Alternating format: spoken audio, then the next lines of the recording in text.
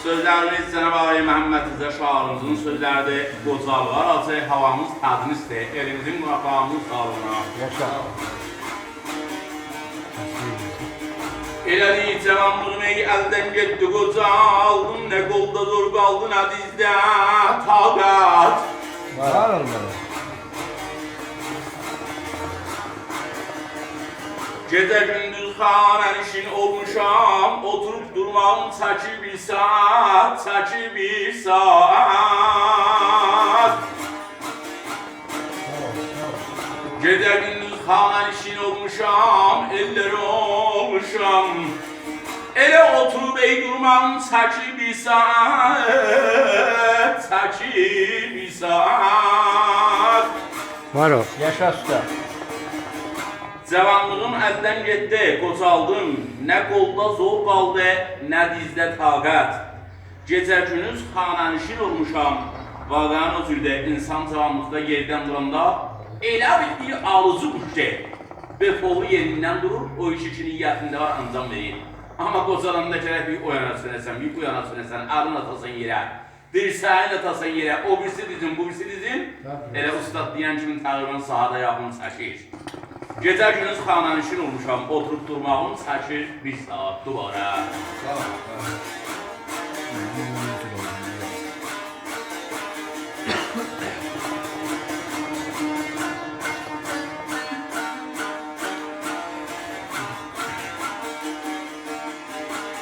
Elə deyil, çoxluya yuduqdurlara, xəşləmişəm pul, darxanələrdən almışam şəbsul.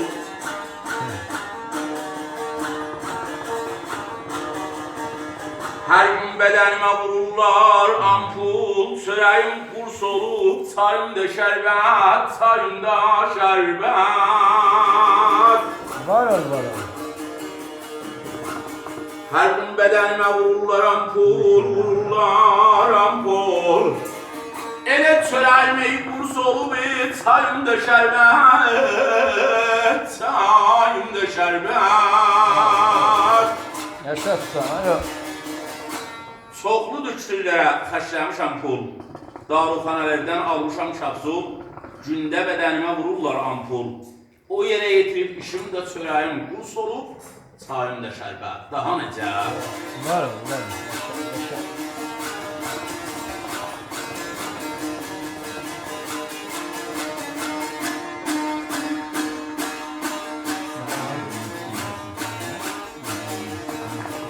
Elə deyil, hərdən ey əyadətə gələnlər olur, mənim ey əhvalımı görənlər olur. Alnımdan, burnumdan mudam su gəlir, el içində çox çəkirəm xəcalət, eller xəcalət.